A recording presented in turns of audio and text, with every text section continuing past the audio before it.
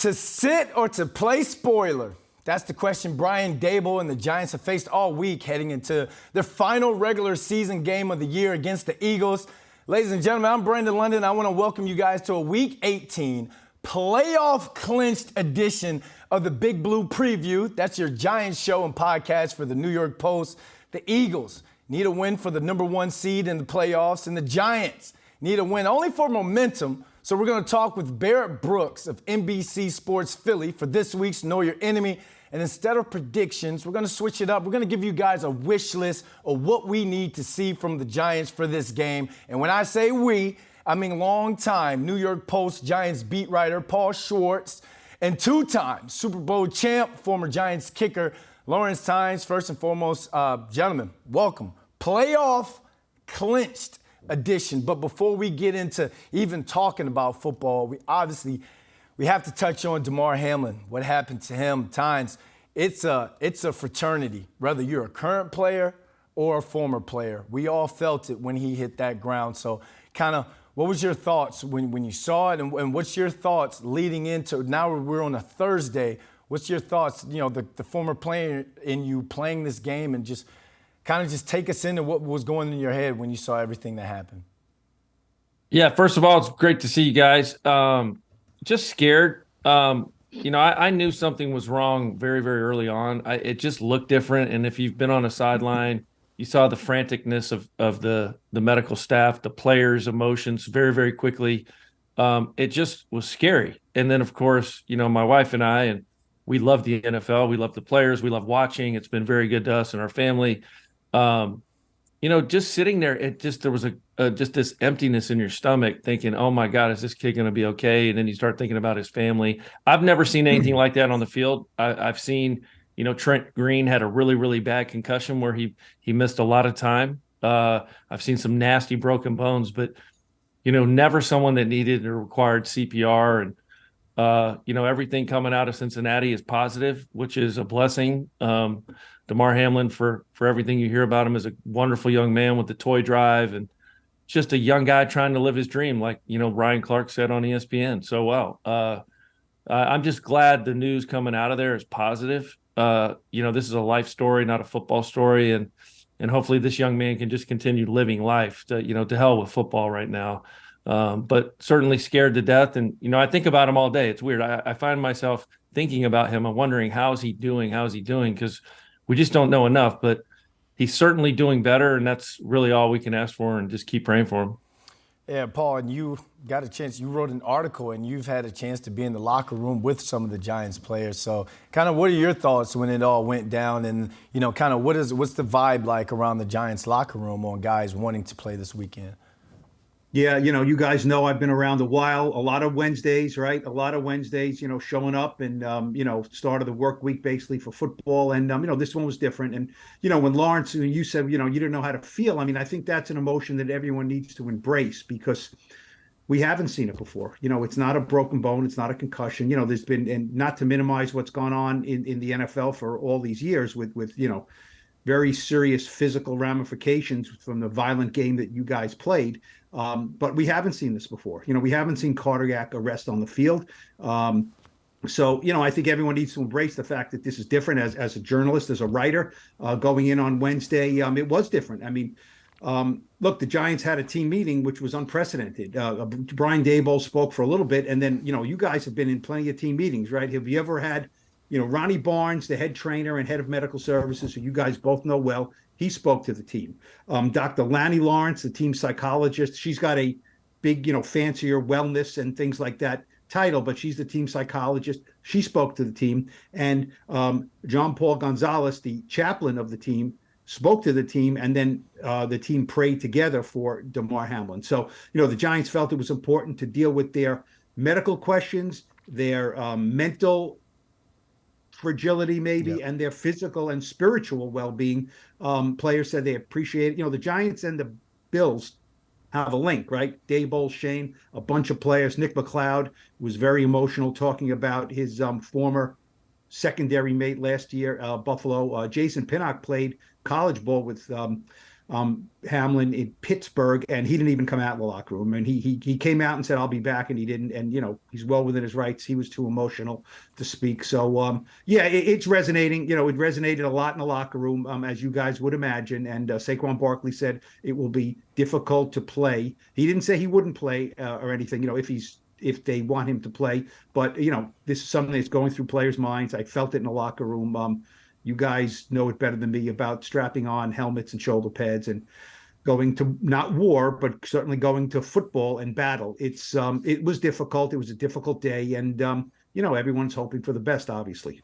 Yeah, and I think it's going to continue to be difficult for a lot of those guys. When it all first happened, you're sitting there and you're just waiting for that thumbs up. You're waiting for him to give you some sort of thumbs up. And the fact that the following day, I think Tuesday was hard for a lot of people because we were still in limbo waiting to hear, hey, he's going to push through. The guys always push through. The day after is like that day was like, okay, the guy will be back, maybe out for the rest of the season, but we can go on and play football. But I think the biggest thing that hit me, and Tynes, please talk about this as well, is my mom called me, and she was talking about how she broke down and she can't stop crying because his mom rode in the ambulance with him.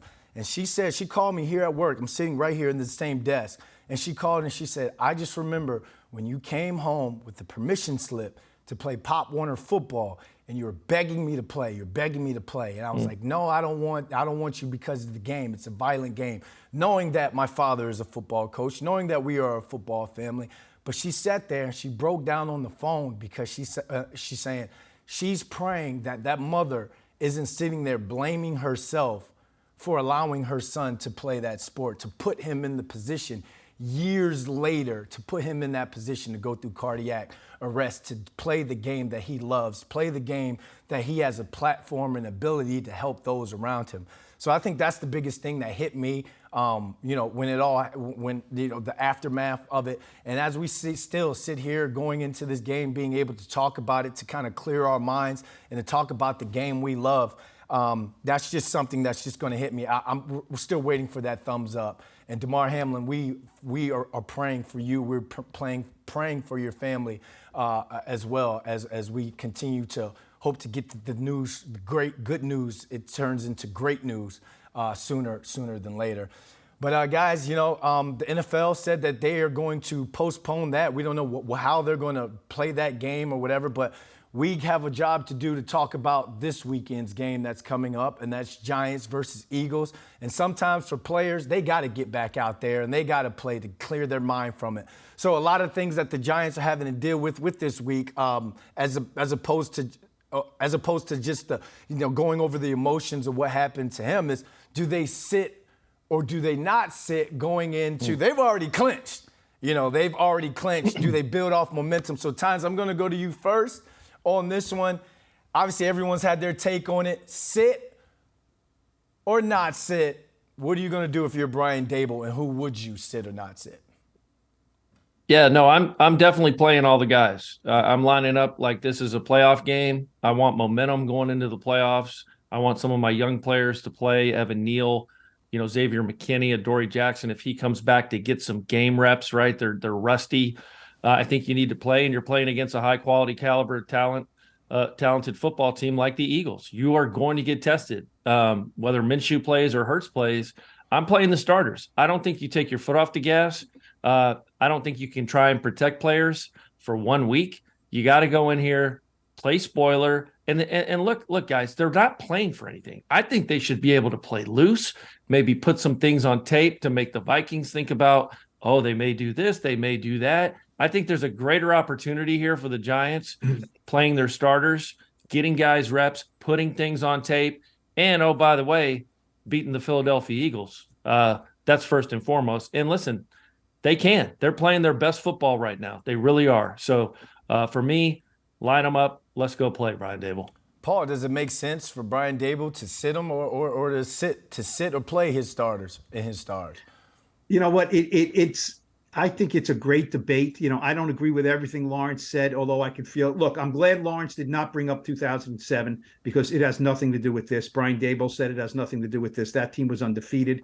I don't know if Tom Coughlin. I've never asked him this. That if the Patriots had a couple of losses, if he would have gone, pedal to the metal all game in that game, that is that is Tom Coughlin's way. Brian Daboll's as competitive as anybody. He is a feisty, competitive guy. Having said that, I don't think you play this like a playoff game. I really don't, because why should you play it like a playoff game if it's not a playoff game? All season, Brian Daboll has been saying, excuse me, things like, it's the next game. It's the next game. And people said, well, is it a must game? Is it a playoff game? He said, no, I've been in a lot of playoff games. And when you lose in a playoff game, you don't play the next week. That's not the case this week. It's also not the case, during the season. It's not the case Sunday at Lincoln Financial Field. No matter what happens in that game, the Giants play their most important game the next week, likely in Minnesota, possibly in San Francisco, less possibly in other places. So, I don't have a problem starting guys, but I think you back them off a little bit. You look, this is what Brian Daboll said. I will do what is best for my team. I think what is best for the Giants right now is to line everyone up who has no nicks, no bumps, no nothing. Now that means Leonard Williams probably sits the week. Azeez Ojulari, he probably sits the game out. Anyone who's got a little something, they sit out. But everyone who's ready, you play. You play the game, you call the plays, you want to throw in a few different wrinkles, that's fine. But at some point you back off a little bit, you start thinking about the next game, and because the outcome of this game is not important. What is important is getting every player who's going to play in the playoff game as primed and ready as you can. You play them, then you back them off, you let the other guys play. I think that's the way to go. It's a little bit of a half-assed deal, but look, it's a hard one. As Brian Daboll said, if it works out, you're great. If it doesn't work out, you're a bum. If you play the guys and they get hurt, he'll get criticized. If he doesn't play them and they get smoked and then they're flat in the playoff, everyone will look back and say, you did the wrong thing. It's a tough one. So no Herm Edwards, hello, you play to win the game on this one. Look, since you're saying they're going to, if they are going to play DJ for limited time, or you will play Saquon for a limited time, there's three things here. You got to make sure, like you said, Paul, you got to come out healthy. Not even a hangnail from any one of your superstars in that sense. But this is a great opportunity for the Giants to get better at what gets you beat. I like to say, wow, work on winning, especially against a team that you know is going to be in the playoffs. You're on the road. You're in a playoff environment playing at the Link, and you're playing against a playoff opponent that does what it takes to win in the playoffs, and that's run the ball well, and that's stop the run. So if you're going to go into this game and you're going to play, you're going to go into play, and then you'll pull some of your starters, just make sure you do not get blown out, because you want to be able to go from this game like, hey, good game, we played them strong. We gave them everything we could. Let's wash our hands. Now it's time to get ready for the playoffs. And you have to come out of this game unscathed on both sides of the ball. And we're speaking about injuries, injury report. Paul, they've got some guys nicked up, but they've also got some guys coming back. And the Giants, we saw some guys practicing yesterday that we haven't seen practice in a while. Can you give us the injury report for where we are in the week right now? Well, Brian Daboll mentioned Azeez Ojulari, who only played 7 snaps in his return, and that was a little troubling. He needed more snaps, and he was held out of practice on Wednesday. So Brian Daboll said we got to get him back up to speed these next couple of weeks, which says to me that ankle is just not there yet. He's a very important guy. He's a very important guy. So I don't think he plays at all. I talked to Dory Jackson as locker, and he hasn't played in 5-6 games ever since returning that punt against the Lions, which we were not happy with. I certainly wasn't happy with. He said he wants to play. Now, you would say, well, he's a guy who's nicked up. He's questionable, but I think he needs some reps. He said it would help me if I play in this game. Now, that doesn't mean 60 snaps, maybe 15 snaps, maybe 10 snaps. Just get him a little taste of what, back. Now, he said in 2019 with the Titans, he was a starting cornerback. He had missed, I think, the last 4 or 5 games with a foot injury. I think he was on IR. He came back and started the Titans' 3 playoff games. So he said, I can do it. I know what it takes. But I would rather get a few snaps, get out there. But he said, that's I got to convince the coaches and the training staff, first of all. We thought he was close last week. So he's the guy I'm really looking at is Adoree Jackson because, he's their best cornerback. They need him. Justin Jefferson is looming, right? We think, Yep. If they play the Vikings. So they need him as healthy and as unrusty as possible. And I think getting a few reps this week will be helpful. Yeah, getting some reps against two receivers that have gone over 1,000 yards already would be great. I mean, you're throwing him back into the fire, but then again, he's shown that he can handle everything that's been thrown at him since he's taken over as CB1. So we normally do key matchups, but since it's their second time playing, let's call this a key fix-up since the last time they played the Eagles. Tynes, I'm going to go to you first. What do you want to see the Giants fix up this time around in this game? Well, it has to be the defense. I mean, you could pick the secondary, you could pick the linebackers, the D-line. They just got embarrassed last time they played. Really depends on if it's Minshew or Hurts, right? I mean, we don't know that yet. I don't know what's trending towards. Is it Hurts? Is it Minshew? Minshew was sacked 6 times last week. He is not the runner that Hurts is. I think he has 3 yards rushing total on 7 or 8 attempts in 2 games as a starter. If Jalen Hurts plays, completely different animal. The secondary, obviously, Xavier is back. Adoree may be back. I think, Azeez won't be there. Azeez was only put in on passing downs last week. I wouldn't look too much into that, Paul. I don't think he's that hurt. I think they just had a plan for him on 3rd down last week because it seems like he played on 3rd down only. Give him another week to rest. Him, Leonard. I don't know. I think this D-line could be down some players, which will hurt them against this team. But defensively, absolutely is the side of the football. They have to play better. And can Jamie Gillen hold on to the punt snaps this week? That's what I'm looking for. Paul, what do they need to fix up? I see you smiling. I didn't think we would be bringing up Jamie Gillen in this show, but yeah, of course. I got to remember who my co-host is. I'm surprised he didn't bring up the long snapper, but okay, that'll be for our playoff. Yes, not yet. You're saving that for the playoffs. I get it. Yep. Well, a couple of things. You want to see if Evan Neal plays. Is let's get him back. For the Giants' point of view, let's get him back playing the right way. You know what I mean? Let's get him. Okay. Blocking for the run. Let's protecting on the right side, like we know he's shown he can. He's had some ups and downs, but ever since the knee injury, he has not been great. I'd like to see that, and I like what Lawrence said about the defensive backfield because. If Adoree comes back, Adoree Jackson and plays some snaps. Xavier McKinney played a bunch of snaps in the game, but he's still, you got to get him one step further after, that hand injury. Look, I've seen the hand. It's pretty puffy. It doesn't look great to me. It's pretty puffy. So I'm sure, he still needs some flexibility and things like that. So incorporating those guys into a defensive backfield that, has had its ups and downs. So, it's all about communication with those guys. So, if Adoree comes back, Xavier McKinney. Look, this is all predicated on who he plays and who he doesn't play. Now, the one thing I think fans need to know is Brian Daboll can't just say, this is the preseason game. We're starting 5 different offensive linemen. I mean, he sort of can, but, they usually activate, 8 offensive linemen, maybe 9. Yeah, there's not a lot. It's not a lot. This is not an 80-man roster here. So, you can't just say nobody plays. It's preseason. Well, that's fine. You got 40 something, 45, 46 guys active. So I think a lot of guys will play, but I don't think it's just it's preseason. Let's see all these rookie free agents. That's just not what NFL, regular season football is about. Yeah, I love how you brought up Evan Neal. I mean, that full offensive line is going against the Eagles defensive line. They have 4 guys with over 10.5 sacks on the season. That's absolutely unreal. But let's touch back on, and I agree with you guys on the Philly receivers versus the Giants DBs. I mean, you're looking at 2 receivers already over 1,000 yards. A.J. Brown has 1,400. But also Dallas Goedert is back. And Dallas Goedert, before he got injured and missed that time, was a guy that Jalen Hurts was throwing to often with 656 yards.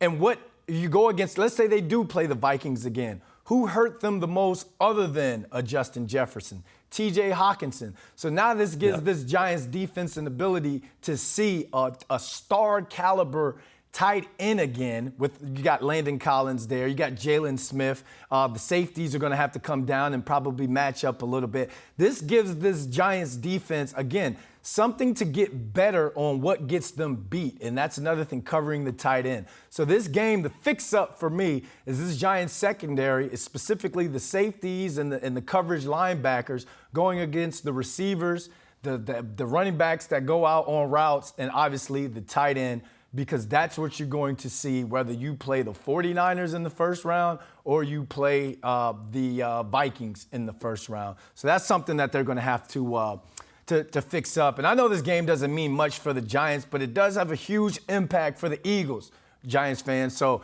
we had NBC Sports Philly and former Eagle Barrett Brooks back for this week's Know Your Enemy. I know the Giants fans and blogs are debating on who to sit and who to start against Philly, but it looks like it's going to be all hands on deck for the Eagles since they're trying to lock up the #1 seed. So we're bringing back Barrett Brooks of NBC Sports Philly for this week's Know Your Enemy, because it's now time for the Giants to play spoiler.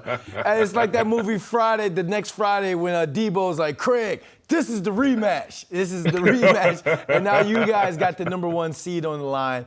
Let's see, the Eagles haven't been playing that well in the last 2 games. What's Nick Sirianni's message to this team this week, and what's the mindset and vibe been like in the locker room? They got to get back to basics, crossing their T's, dotting their I's. At the end of the day, they blew a great opportunity to go in and lock in a seat 2-3 games ago. What happened? I don't know.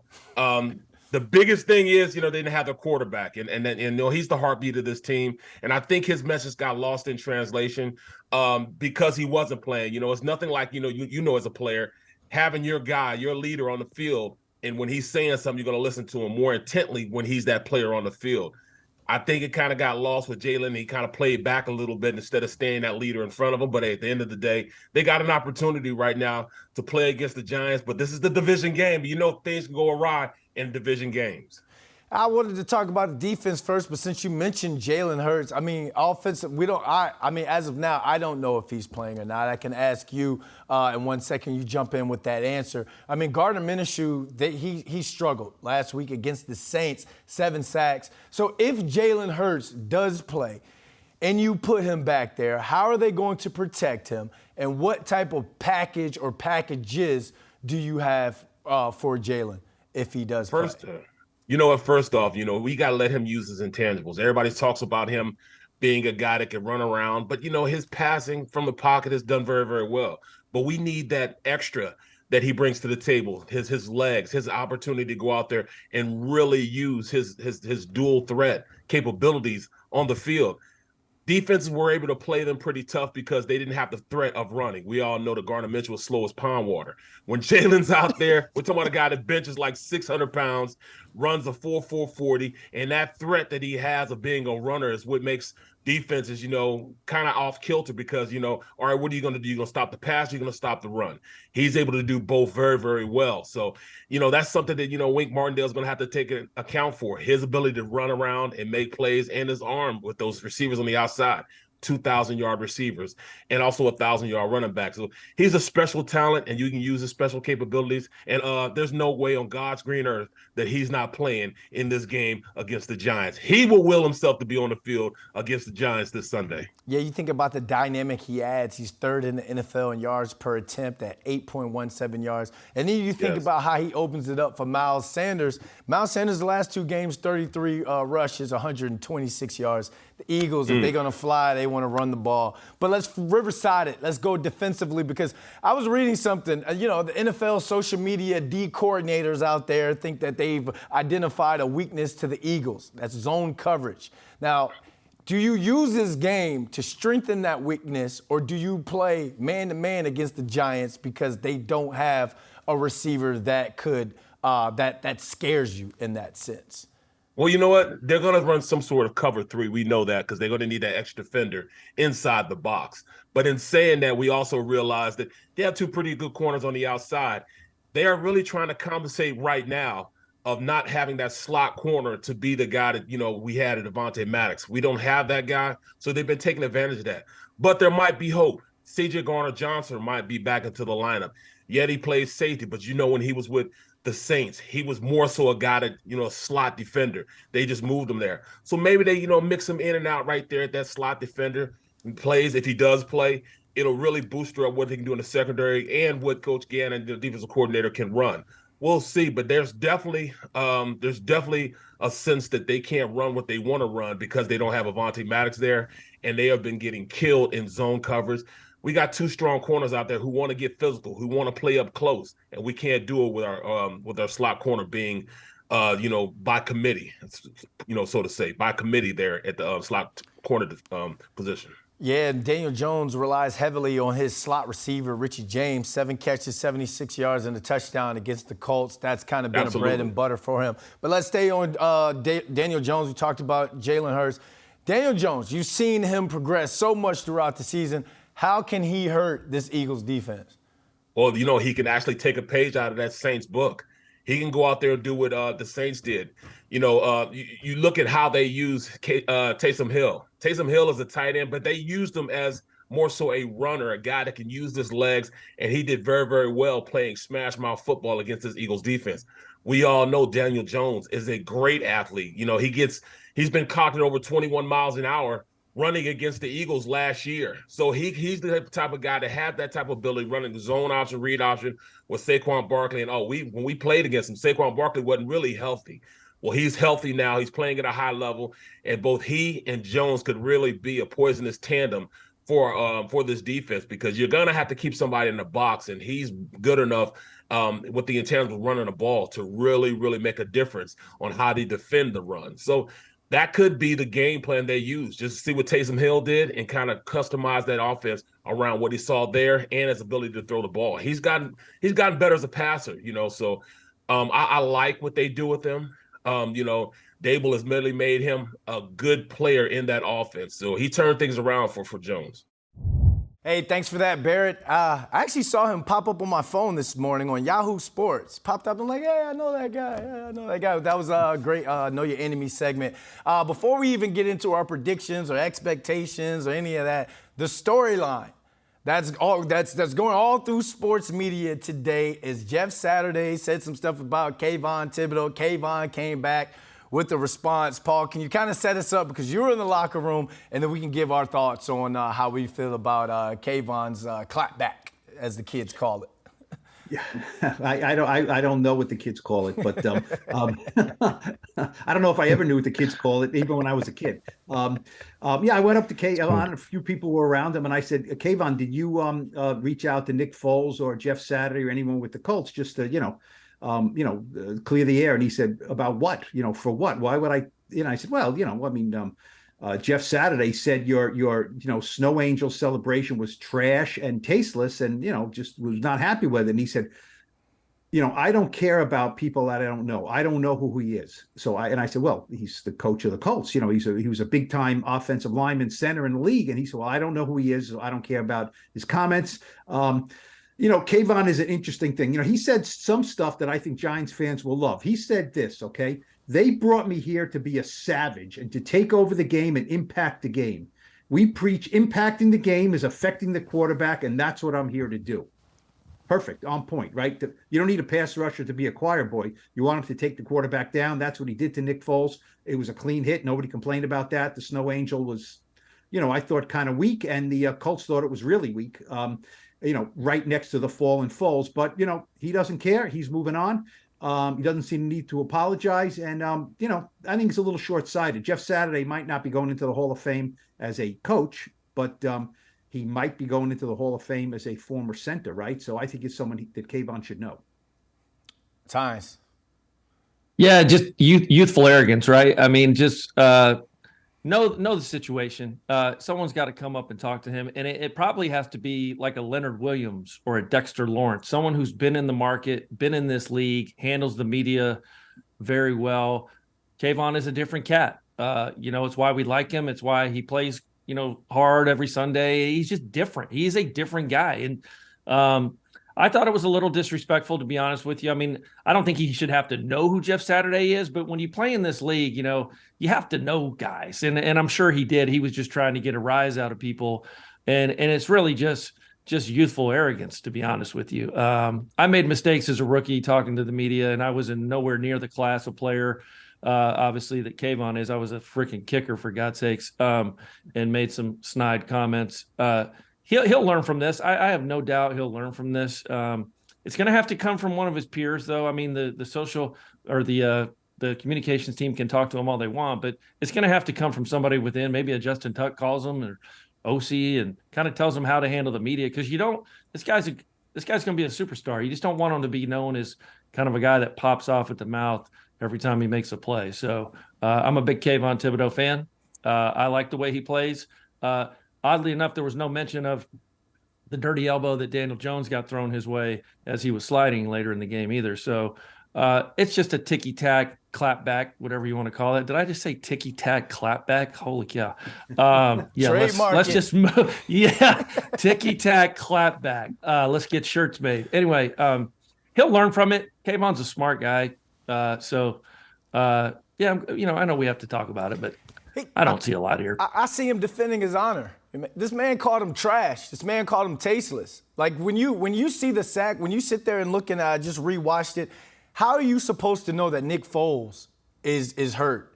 He had rolled over and his head was looking up when he was doing the snow angels. Someone on the team came over and slapped him on the chest. Now, should he have probably called and be like, hey, explain the situation? I didn't see him down. There was no malice. I didn't mean to rub that in you guys' faces. No player wants to hurt another player in that sense. But why are this new age of athletes, yeah, they need media training in that sense, but they're not going to take these talking heads and these former players and the Skip Baylesses running their mouths about them and questioning your character. If someone's calling you trash. Whoa.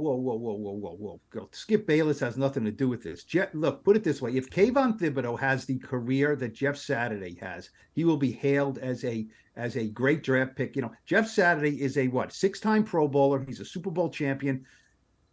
What he says matters, okay? Now it might not all be right, but it matters. It has to be right, though, Paul. You're talking about someone's character. If you call me trash and you're calling me tasteless. He said no. See, this is where you got it wrong. He said the celebration was trash, not you are trash. That is the distinction. It is an important distinction. He didn't say that guy is trash. The celebration is trash. Okay. Now, Jeff Saturday. Can I? Yes, you can. Yeah. May I jump in here real quick? I think if we wrap this thing all up, and I know we want to go back and forth, Brandon, sorry for interrupting, Jeff Saturday is more pissed off at his football team. Yeah. And that's why he said what he said, because no one reacted. Could you imagine if that was Eli Manning or Daniel Jones on the ground? Could you imagine where Feliciano would have got kicked out of the game, Richie Seubert would have gotten kicked out of the game, Sean O'Hara would have gotten kicked out of the game? Jeff Saturday's more pissed off at his own unit, and he took it out on Kayvon Thibodeaux. I totally think that's what happened here. He was so pissed off that his guys didn't go shove Kayvon or shove, that's where he's pissed off. He can say whatever the hell he wants. He was mad at his own guys, but he can't MF those guys. Right. He's got to coach them one more week.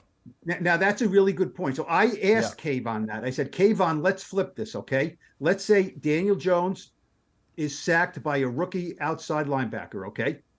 Daniel Jones is laid out. He's got rib injury. We don't know that. He's laid out, and the rookie is doing snow angels right there. What do you think your team would have done? He said, we have a totally different culture here. Basically saying we would have handled it. We would have handled it. So his point is that's fine, but the fact that they needed to handle, he said our guys would have handled it. So he felt if that happened, the Giants offensive lineman would have, looked to take out somebody on the Colts, right? Take out this rookie. So he's making my point is that they realized that this was not appropriate and would have handled it, right? So the Colts didn't do that. But so Kayvon is talking out of both sides of his mouth. Our culture means we would have taken that guy down, but I didn't do anything wrong. I mean, it's like we can dissect every word here. This is not, War and Peace. I get it. I'm not, anti-Kayvon. It's just, it will be fascinating to watch this 21-year-old for as many more years I cover this team and watch this team. I was there, not at the rookie, Strahan's rookie year, but close to it.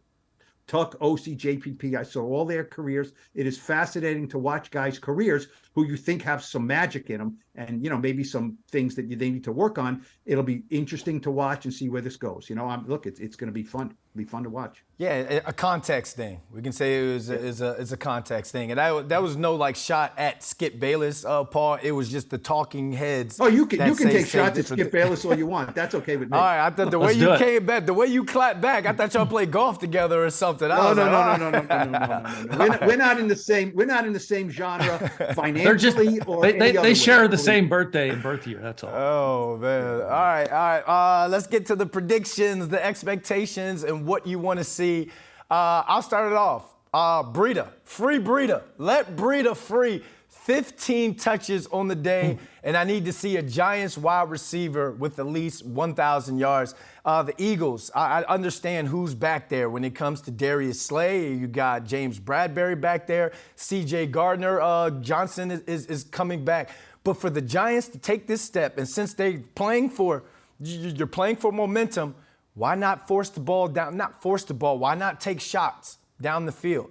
Why not do some things where you can max protect or against this defensive line that's going to get after you and take some shots to see what you have in Isaiah Hodgins as he continues to take steps, and Darius Slayton, who's going to need to have big games throughout the playoffs to have explosive plays for this Giants offense. So Matt Breida, obviously with Saquon, who knows how many touches he's going to get. Freeing Breida, allowing him to get the ball in space, showing and putting that speed on tape, as well as Brightwell.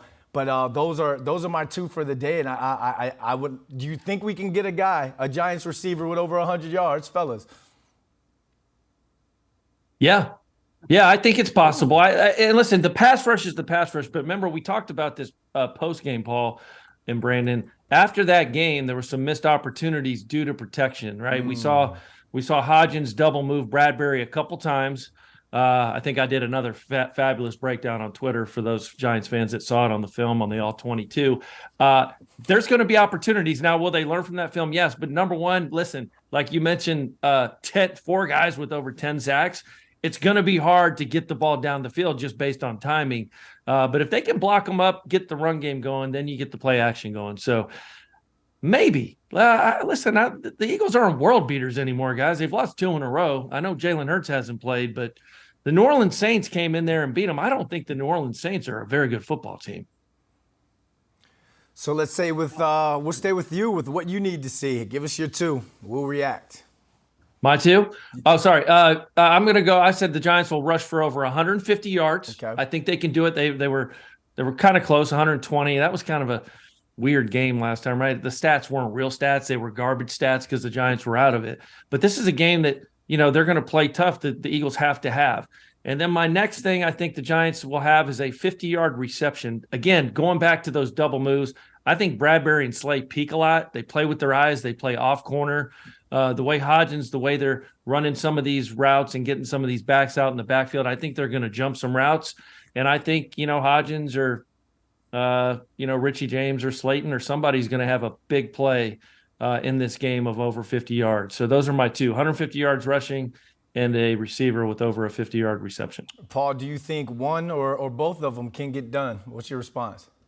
Well, I know for a fact that the Giants, who know James Bradbury well, right, think that he is susceptible to speed, straight vertical speed. And he is. And they were ticked off that they couldn't capitalize on that because what do you need to do to get that vertical speed down the field? You need a couple extra seconds, right, to hold up, and put the ball in place. Daniel Jones often puts the ball where it needs to be down the field. Yep. So it's a matter of, giving him the space, getting a good release off the line. So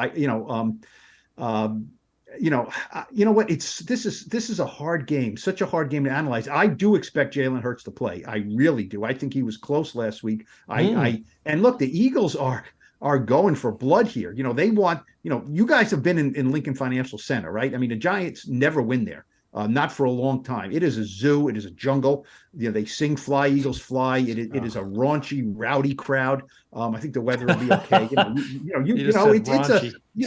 Let me ask you something, guys. When you guys left there, how many times on the bus did you get the finger from the Eagles crowd?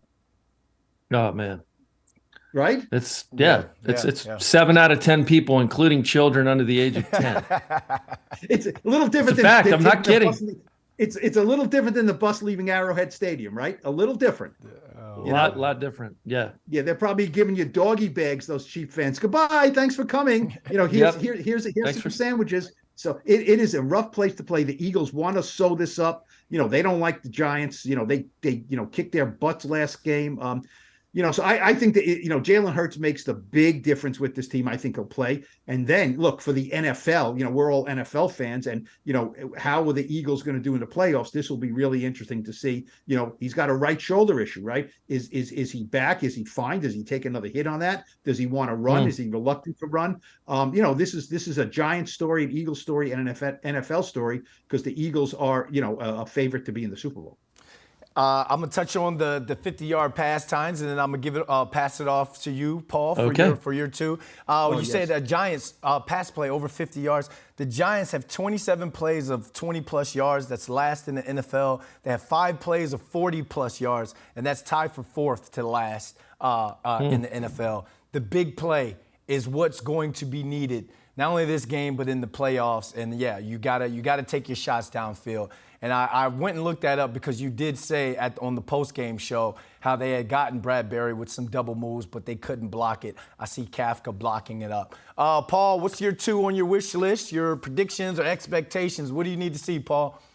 Well, one that I touched on earlier is I want to see Adoree Jackson on the field. You know what I mean? And you say, well, wait a second. The guy's come back from knee injury. Why would you play him in a game that doesn't mean anything? But it means something to him. And he said to me, it will help me. So I want to see him on the field for as many reps as they think he needs. 10, 12, 8, whatever it is. Get his rhythm back, get his juices back, make a few calls, get a couple of hits in. Get him off the field. He feels better about his knee, and they can move on. And Brandon, you mentioned Matt Breida. I'd like to see a little Gary Brightwell. You know what I mean? Yeah. I think he runs hard when he gets the ball. And look, running back's a rhythm position, and he never gets in any rhythm, right? He gets a carry here and there, and then they take him out. So I'm not going to judge his yards per attempt and things like that. So I think he's kind of a cannonball a little bit. He gets the ball and hits a hole and goes. And sometimes he doesn't go very far, but sometimes he gets a nice little crease there. So I'd like to see him. I don't know if he's going to get 10 carries in this game, or if it's going to be a little bit of Saquon. Look, I don't expect a lot of Saquon. I really don't. And if I don't expect that, then my expectation is that they're not going, going for it to try to win this game if you don't have your best player on the field. I just don't see the sense of using Saquon a lot in this game.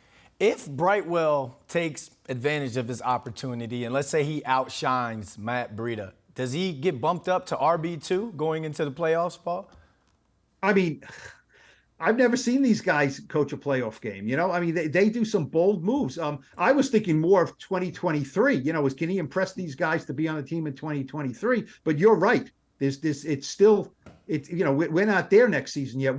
This is not the Giants of the last 5 years thinking about the next season. They're thinking about this game, and then more importantly, the playoff game. So would I be shocked if in the second series in Minnesota, if they play there, all of a sudden you have Saquon split wide and Gary Brightwell in the backfield?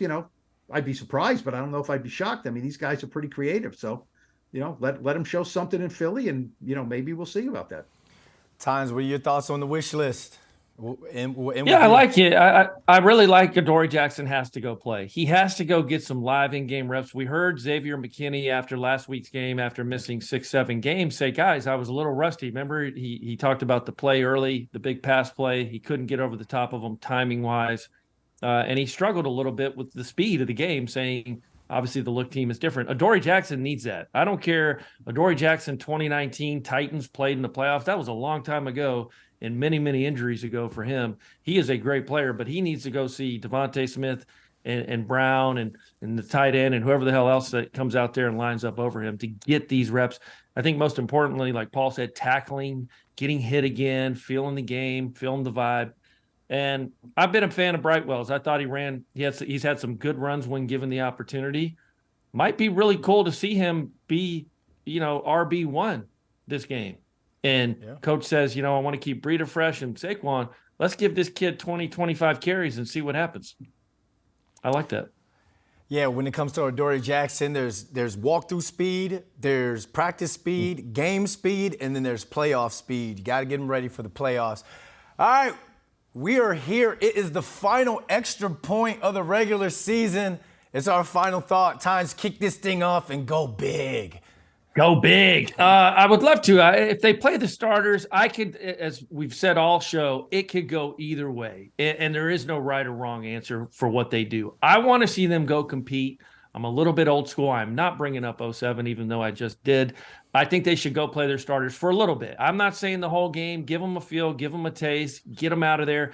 Most importantly, let's get out of here healthy. Everyone has to get out of here with a clean bill of health. The guys that are nicked up, banged up, don't play at all. So that means Azeez and Leonard. Saquon needs a rest. He's a running back. He's had a lot of carries. The Eagles have 15 turnovers, guys, in their last 8. Only 4 or 5, maybe less than that. How many turnovers? 3 in their first 8. They have really been turning the ball over lately. Had some injuries. Just go. I don't care what the score is. 28-25. I'm going to pick the Eagles just because they're going to want it and need it a little more than the Giants. Paul. Now, look, based on the last time they played, which was a blowout, look, Vegas isn't always right, but they hit it close sometimes. The point spread is 14, right? 2 division rivals going against each other. The Giants just beat the Colts by what? I would bet points. that. And they're getting 14 points. So Vegas is telling you, we think the Giants don't care about this game, right? Not that the Giants are 14 points, the lesser team than the Eagles, but the Giants are not going to care about this game, and the Eagles are. I think that's a lot of points. I really do. I think that's a lot of points. Lawrence, you said it best. Now, look, I'm not dismissing the Eagles because their quarterback didn't play, but what did we say 3 weeks ago, right? What did a lot of people think? Oh, Gardner Minshew can go in there and he can operate that offense. They got an offense humming. He can do it. He didn't do it that well. They scored 3 points last week. So, Jalen Hurts is maybe the MVP of the league. He makes a big difference. So, I think he'll play. We'll see if he's rusty. We'll see, as I said, if his shoulder is an issue. I think the Eagles win. I think they saw up the number 1 seed. I don't like the 14 points there. So I think it's going to be maybe a late score for the Giants. I think it could be something like 27-16, something like that. Maybe the Giants score late. Maybe it's not a close game and they score late. I don't feel the Giants winning this game because, the Giants are good when they're desperate and they're underdogs and they're, alley street fighters. You know what I mean? And I don't think they're going to have that feel for this game. And the Eagles need the game. They're the better team. I think they win, but I don't think it's this massive blowout maybe. Yeah, for the Giants, I think it's a get game. Get there, get some work in, get competitive, get on I-95 North, get healthy, and get ready for the playoffs. That's get home. That's all it is. Get these guys home, get these guys ready for the playoffs. I'm thinking 28-10 Eagles. Again, they're going to come out, and you're going to have to clinch that number one seed at home with those fans, the energy. That environment's going to be there. But at the end of the day, the Giants are in the playoffs, and that's a wrap on the regular season for us, at least. And we're going to thank everyone for watching and listening to this episode of the Blue Rush Podcast, which is our New York Giants show. Please subscribe to Blue Rush on Spotify, Apple Podcasts, or wherever you get your podcasts. And make sure to follow the New York Post Sports and SNY's YouTube channels for all videos from Blue Rush. New episodes of the show drop Monday morning following Giants games and Thursdays previewing the week ahead. For Paul Schwartz and Lawrence Tynes, I'm Brandon London, and we're going to catch you guys on another episode of Blue Rush.